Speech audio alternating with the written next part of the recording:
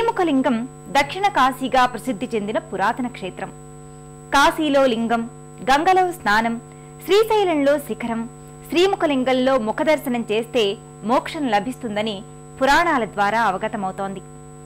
భక్తులు అనంతరం ప్రధానాలయ ప్రాంగణంలోకి చేరుకుంటారు. ఆలయం గోపురాదులను ప్రాకారాదులను దర్శించుకున్న భక్తులు ఓం శ్రీముఖలింగేశ్వరాయ నమః అంటూ ప్రధానాలయ ప్రాంగణంలోకి చేరుకుంటారు.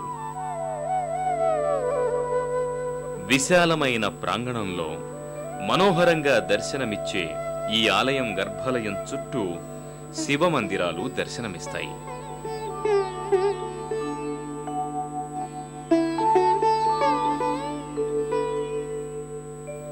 భక్తులకు ఆగ్నేయంలో అగ్నీశ్వరుడు దర్శనమిస్తాడు. ఈ అగ్నీశ్వరుణ్ణి అగ్నిదేవుడు ప్రతిష్ఠ చేసినట్లు చెబుతారు.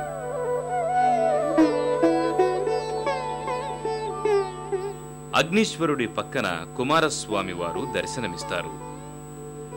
మహిమాన్వితమైన ఈ స్వామి భక్తుల కుజదోష బాధలను తొలగించడమే కాదు, వారికి సకల ఐశ్వర్య భాగ్యాన్ని కలిగిస్తారని భక్తుల నమ్మిక.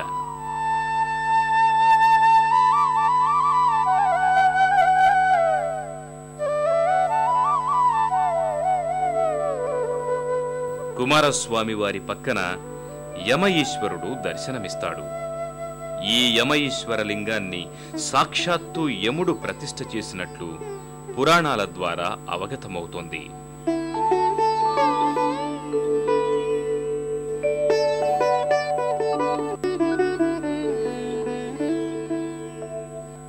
అలాగే ఇంకో పక్క నైరుతీశ్వరుడు దర్శనమిస్తాడు.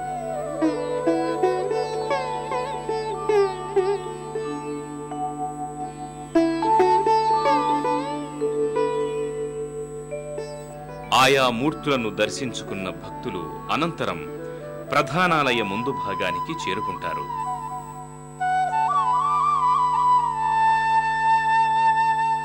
ప్రధానాలయ ముందు భాగంలో భక్తులకు నందీశ్వరుడు దర్శనమిస్తాడు.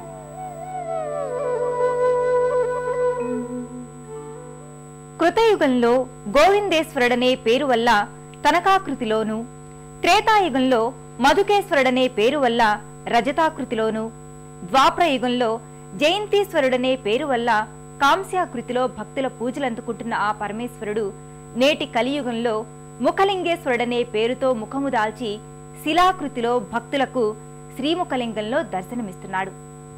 ప్రధానాలయ ప్రాంగణంలోకి వచ్చిన భక్తులు అనంతరం స్వామి దర్శనం కోసం వరుసలో నిలబడతారు. నందీశ్వరుణ్ణి దర్శించుకున్న భక్తులు అనంతరం ఓం శ్రీముఖలింగేశ్వరాయ నమః అంటూ ప్రధానాలయ ప్రాంగణంలోకి చేరుకుంటారు. నిత్యము భక్తులతో రద్దీగా ఉండే ఈ ప్రధానాలయ ప్రాంగణంలో శివనామ స్మరణం తప్ప మరొకటి వినిపించదు.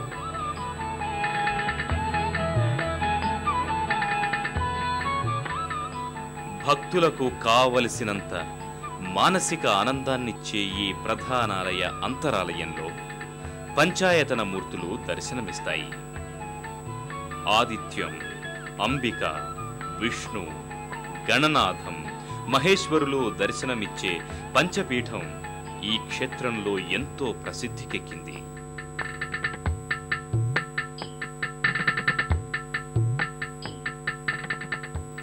ఇదే అంతరాలయంలో ఓ పక్క గజలక్ష్మి అమ్మవారు, మరో పక్క సరస్వతి అమ్మవారు దర్శనమిస్తారు.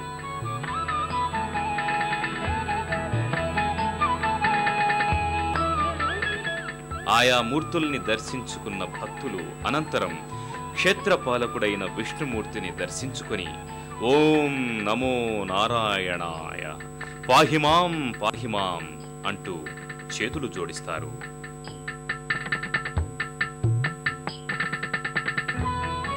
ఈ స్వామి ఈ క్షేత్రానికి క్షేత్రపాలకుడిగా ఉంటూ ఆలయానికి వచ్చే భక్తుల మనోభీష్టాలు నెరవేరుస్తాడని భక్తులు ప్రగాఢంగా విశ్వసిస్తారు.